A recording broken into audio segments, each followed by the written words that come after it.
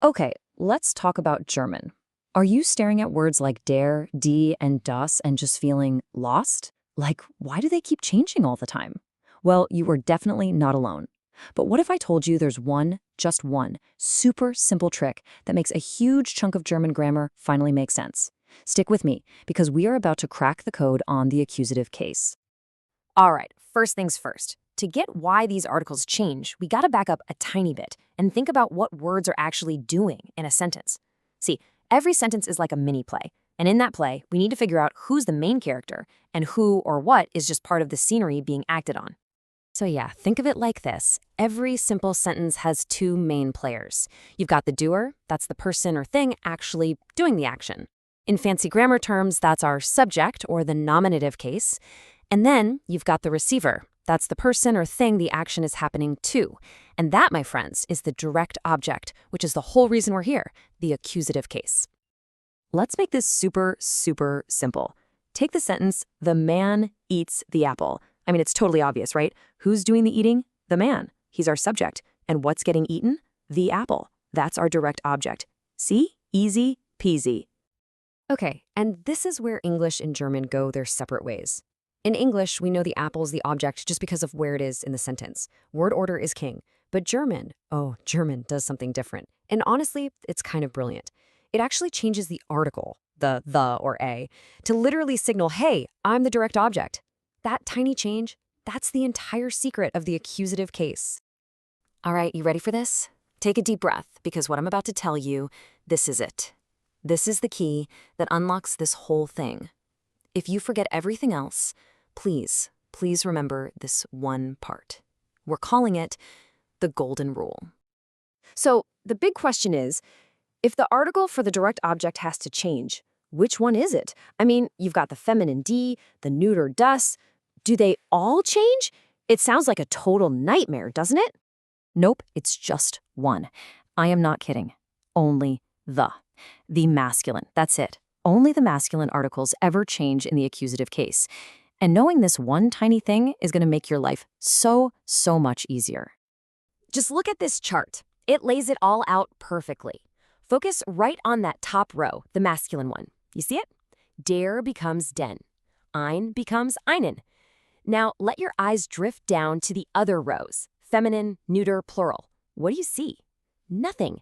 They don't change, not one bit. That is the golden rule. You literally only have to worry about the masculine direct objects. That's it. Okay, let's put this into practice. So you want to say, the man has a dog.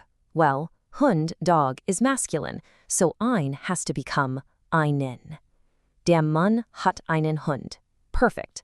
How about I see the teacher? Lehrer, teacher, is masculine, so der changes to den. Ich sehe den Lehrer. See? It's the same simple, predictable pattern every single time. Okay, so you've totally nailed the articles. Let's level up and talk about pronouns. And the best part? It uses the exact same logic. You're about to see a pattern that looks very, very familiar. And before you panic and think, oh no, another complicated German rule, guess what? We do this in English constantly without a second thought. I mean, you would never say, she sees I, right? That just sounds bizarre. You say, she sees me. I turns into me when you're the object of the sentence. German just takes that same exact idea and runs with it for a couple more pronouns. So let's break it down with this table. Ich, which is I, becomes mich, me. Du, that's you, becomes dich. Pretty straightforward. And hey, just like with the articles, look over at sie for her. What do you see? No change. It stays exactly the same. That's one less thing you have to cram into your brain. And now, prepare for the big aha moment. This is where it all clicks together. Remember our golden rule? The one about masculine things getting that N at the end? Well, look at the masculine pronoun er, which means he. What does it become? In. You see it? That N on the end? It's the exact same accusative signal we saw with din and einen. It's this beautiful little clue that connects everything. All right, so now we know how the accusative works. The next logical question is, when the heck do I actually use it? The answer is simple.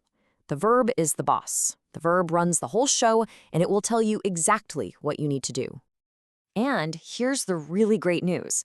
Most of the time, if you're using a verb that involves doing something to something else, you're going to use the accusative. Think about it.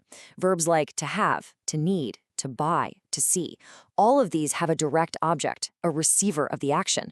So if you're buying something, seeing something, or eating something, you're using the accusative. It's that intuitive. And this same logic even applies to asking questions. It's kind of like the old who versus whom debate in English. If you're asking about the subject, the person doing the action, you use wer. But if you're asking about the object, the person receiving the action, you use wenn. So wen siehst du literally means whom do you see? Because you are the subject doing the seeing. So let's just boil it all down. After everything we've talked about, what's the one thing? The number one takeaway? It's just that one simple change. When a masculine noun is the direct object of a sentence, its article gets an N on the end. That's it. That is the entire secret to the German accusative case. And there you have it, the German accusative case. Not so scary after all, right? It really does all come down to that one golden rule about masculine nouns. So now, it's your turn. I want you to try it out.